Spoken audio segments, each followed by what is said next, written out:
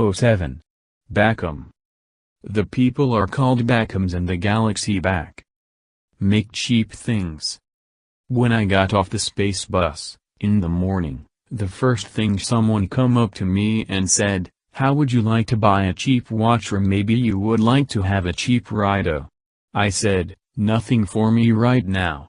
The more I walked around, the more people come up to me and tried to sell me something. Boy, it seems like there is so much made here and it is so cheap that everyone is trying to sell it.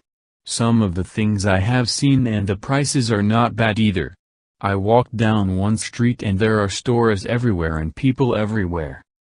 Finally I stopped someone and asked, "Where is the plant that makes all this stuff?" The woman said, "Corner of 5th and 6th. I said, "Thank you," and I was not very far away, so I walked that way. I must have seen everyone in the city and they all tried to sell me something.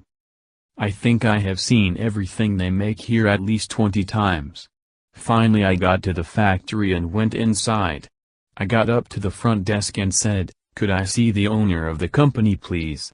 She said, "Why do you want to see her and who are you?" I said, "I am a reporter from the Wisha newspaper from Wisha." She said, "Just a minute." Then she made a call and I went to sit down. Just as I got sat down she said, "She will see you now. Go through the door and it is the door at the end of the hall. Just go straight down." I said, "Thank you." Then I opened the door and it was a long hallway. I got to the door at the end of hall and knocked. The voice said, "Come in." I opened the door and she was a knockout. She said, "So you are a reporter from the Wisha News?" I said, "Yes I am."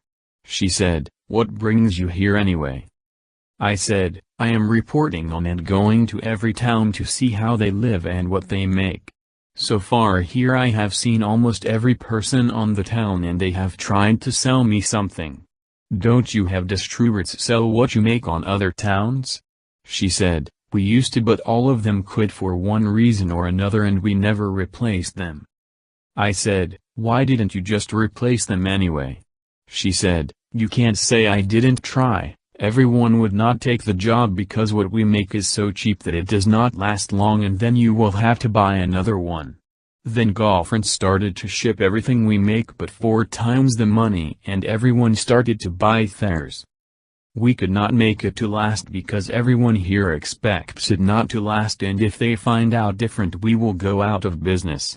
I said, "I understand what you are going through but you have to make a living too."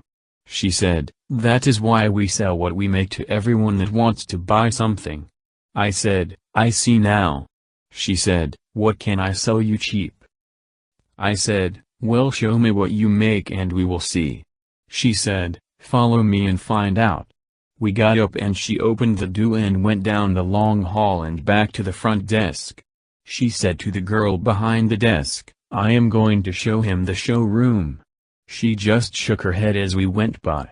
We went into this big room and it was full of stuff. She said, "Just look around and everything in the room is $50 each or a case of 24 is $10. I looked around and it is all trinkets. I call it pocket stuff. I see why everyone was trying to sell it for $1 and they still make money. As I was looking around in the room she came over and said, "Are you married?" I said, "I am sorry but I have 3 boys and 2 girls and you will have to ask my wife for her permission." She said, "Well, that is out then." I said, "What is out?" She said, "I was going to ask you to stay for a while to help me out so I can sell more of the stuff I make so I can hire all the people back. That way if we hit it off you would have a good job here. But you would have to live here." I said, "It sounds good but I don't think my wife would approve." She said, "I don't think so either." I found something that was interesting and I picked it up and said, "What is this?" She said, "We are the only ones that make a gadget like that. It is just a oil filter wrench setup. It has 6 sizes built in." I said, "What is a oil filter wrench?" She said, "It is used on the old cars here we used to have and we still make them." I said, "Okay." She said, "Are you interested in anything?" I said, "Well, yes and no." She said, "Yes and no." I said, "Do you have a catalog of what you sell and all the prices?" She said, "We used to, but we have not needed one for 10 years. I said, "I will give you my address and have some catalogs made and send me about a 100 and I will try to get you some sales." She said, "Right away." She left and in a little while she come back and said, "Where do you want them?" I said, "In your car so you can take me to the space bus station." She said, "You have to leave right away?" I said, "Well, not until tomorrow morning." She said, "You can stay at my place." I said, "Well, only if you have a guest room." She said, "In the guest room." I said, "In the guest room." She said, "All right, in the guest room." We went back to the front desk and she said as we walked by, "Have a catalogs in my car in 5 minutes." We went back to her office and she got her coat and said, "Do you have a car?" I said, "I take the space bus here." She said, "Let's go then." I said, "Don't you have things here to do first?" She said, "Not if you own the company, let them run it because that is what I pay them for." She walked off and I followed her. We got to the front desk and she said as we walked by, "See you tomorrow sometime." The girl behind the counter just waved. We got in the car and when we got to her house, I was very surprised. It was a small shack out in the middle of nowhere. I said, "It looks like you don't have a guest room after all." She said, "That was the only way I could get you here." I said, "But I am married." She said, "Those are the best kind of men." I said, "Why is that?"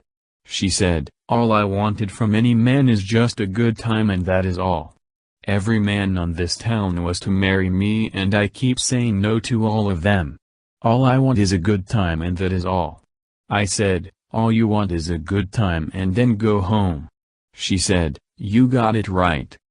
I said, "I would not rather do this but I know once you got me out here and you know I don't know my way back to the space bus, you want me to stay the night." She said, "You got that right." I said, "I have to be at the space bus station at 10 in the morning." She said, "Then we have plenty of time for what I have in mind." I said, "I guess so." She led me into the bedroom and told me to get undressed. I said, "Where is the bathroom?" She said, "Over there," and pointed that way. I got in the bathroom and took all my cloths off except my underwear. I went back in the bedroom and she was already in bed. She said, "Take off your underwear and get in."